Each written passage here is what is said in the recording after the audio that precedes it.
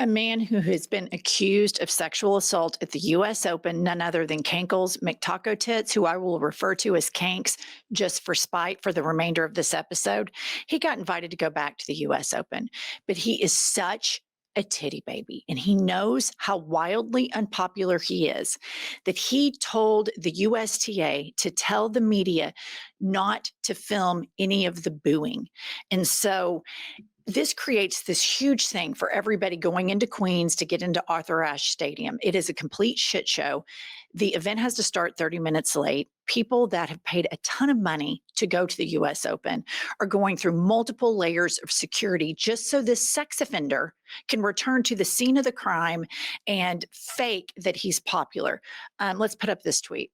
Call to Activism is reporting Donald Trump's selfish decision to attend the US Open caused a complete disaster for the athletes and fans who were delayed at security checkpoints. As always, Trump put himself over everyone else. Play the clip. Is absolute chaos right now at the US Open because Donald Trump chose to attend. There are thousands of fans literally standing online going through security right now. And the US Open was supposed to start at 2 o'clock. It is well past time, and they are still outside. All right, and him pause being it. here, I want you to look at this chyron. The US Open was delayed because Donald Trump is a selfish prick. And that's the way everybody needs to go with this stuff. He is a selfish prick. He thinks he's athletic. We've all seen his cankles. We all know that he's not. This is just so embarrassing for the United States.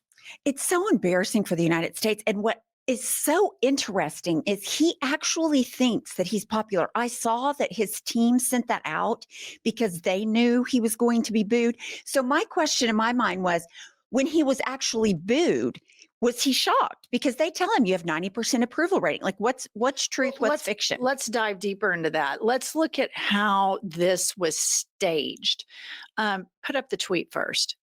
Decoding Fox News reports that he arrives at the US Open. The stadium is basically empty, you guys. It is basically empty. So he goes out because he always wants to have this Eva Perón moment, right? He's waving to an almost completely empty stadium. There's a crowd of people who were held outside due to security reasons. And here is what they staged for him. And I want to tell you, the stadium was less than 10% full. Play this clip.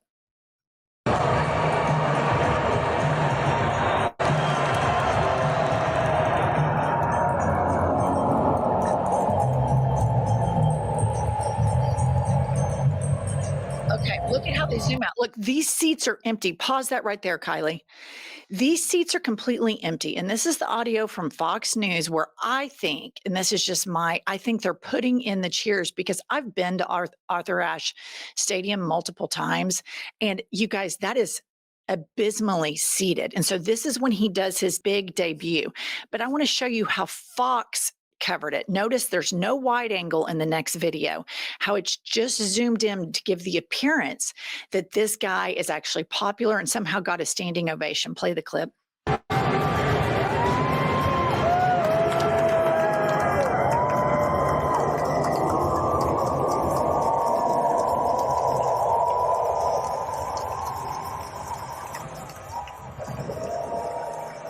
Okay.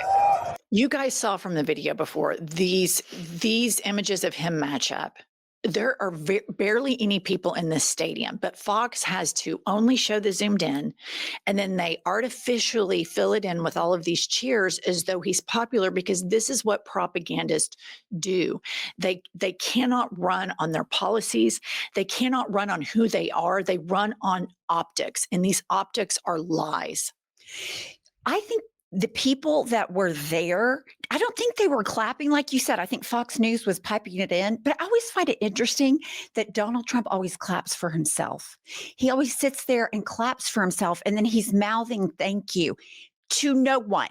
He's literally standing there like a nut. Like a nut. And they've had to stage this whole thing because this man requires so much coddling because he has the most toxic, insecure ego on the planet. But they show him again, and you can tell. Now, there are some nuts in the United States, obviously, that see him and they cheer for him. And these are the bigots. These are the racists. These are the people that have no problem going to eat at Mexican restaurants. These are the people that have no problems watching college football all day, every day, and then don't give a shit about people of color. And so, of course, some of these people go to the tennis tournament, but here's another video of him clearly getting majority booed. And of course, there are some cheers in here. I mean, just to be honest, but play this clip. So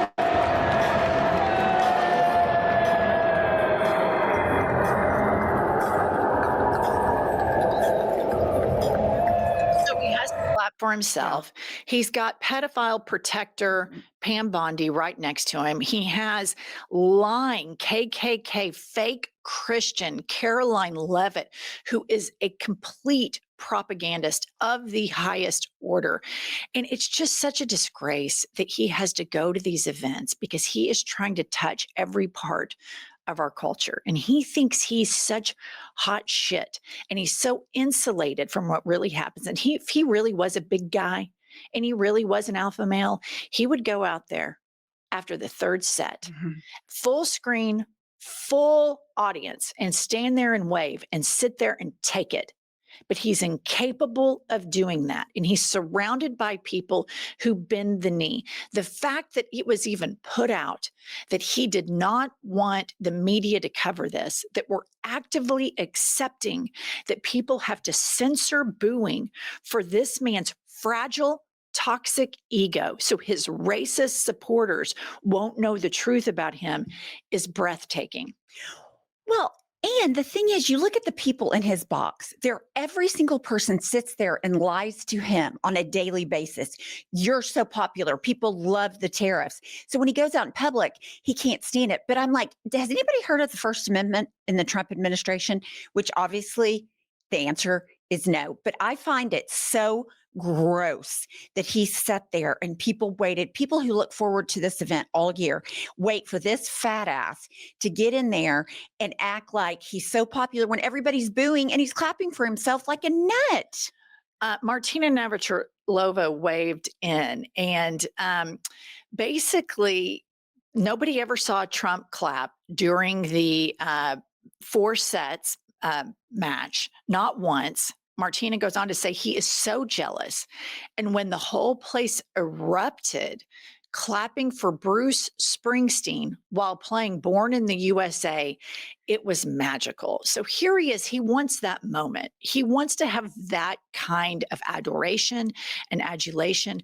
But the problem is the people that like him are the flea bags, are the parasites, are the racists, are the poorly educated. He himself said in the little dining room off the Oval during January 6th, I just wish these people, his supporters that were willing to go to jail for him, that were willing to kill his vice president for him, he wishes they didn't look so trashy. He wants to be the darling of a place like this, but he never will be. And even if the entire place cheered for him, it still wouldn't fix him and it still wouldn't fix his supporters because that's how broken and evil and diabolical they all are. All right, now this is weird. Here's Kank's what appears to be like popping Xannies in the middle of the U.S. Open. So some photographer got him here. He's got a blue pill in his teeth. And I mean, the makeup application, Horrible. the hair, his swollen chin, just absolutely awful. But at the end of the 4-set match, and I'm a big tennis junkie. Like I love tennis. I love both Alcaraz and Sinner. I was for Alcaraz. I was a Rafael Nadal stan, so I've just kind of transferred that on to Spanish tennis. And so Carlos wins in 4 sets, despite Kank's appearance, despite him popping Xannies, despite him making everybody wait to get into Arthur Ashe. This is what he does at the end when Carlos wins. Play the clip.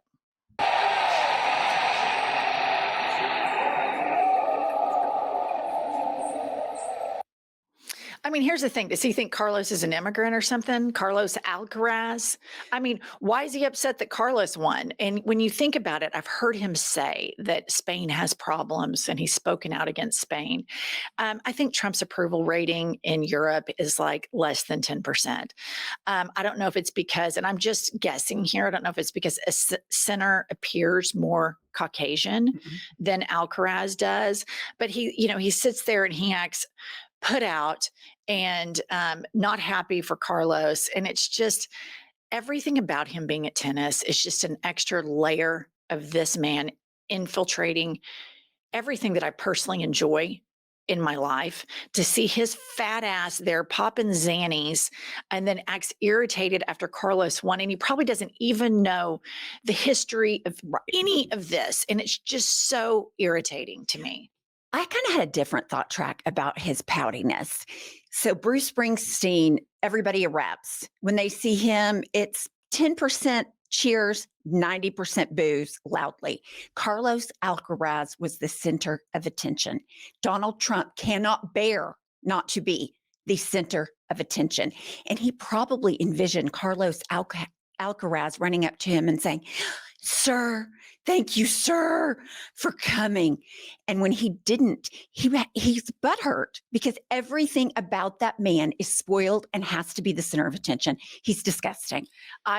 That's a really good take. I mean, at the end of it, everybody's cheering, universally. And the thing about tennis fans typically is they cheer for the sport. You might go into, like, I went into this match wanting Carlos to win, but had Sinner won and it was a good match. I'm happy for Sinner. And I want to point out something that I think is so important about this guy watching tennis. These two young men played 4 sets. And at the end, there was a winner and there was a loser. And then they have a trophy presentation. The loser doesn't pack their toys up and rile up a bunch of angry fans to come and sabotage the winner's moment, like Trump did when Biden won. They have to sit there, and these men are below the age of 25. They sit there and take it, and they give a concession speech, and they own it, and they congratulate their opponent on a fair match. This is a guy that cheats at golf. And so, he just has to fuck everything up. But I'm going to tell you how all this is going to age. Rolex is who invited him to this suite. And you have all of these people that bend the knee to this fascist. And this is going to age like the following. Put this up. Here's Hitler at the Olympics. And this is after Jesse Owens won. And this is how Kanks at these events, and the Olympics are coming and the World Cup is coming. We just had the US Open. This is how this is going to age, Rolex. And you have plenty of money, all kinds of money. And at the end of the day, it's so heartbreaking that very few people in positions of power stand up to this guy, that every chance they can get, they bend over and kiss that guy's ass, that you're going to give up all of your integrity and conviction for that guy, a guy that was accused of assaulting 2 women at the US Open in the past. You invite him in there. And I mean, it's a miracle. It's a miracle Carlos was able to take the trophy home, because this guy is such a klepto and he likes to steal shit all the time that he thinks is his.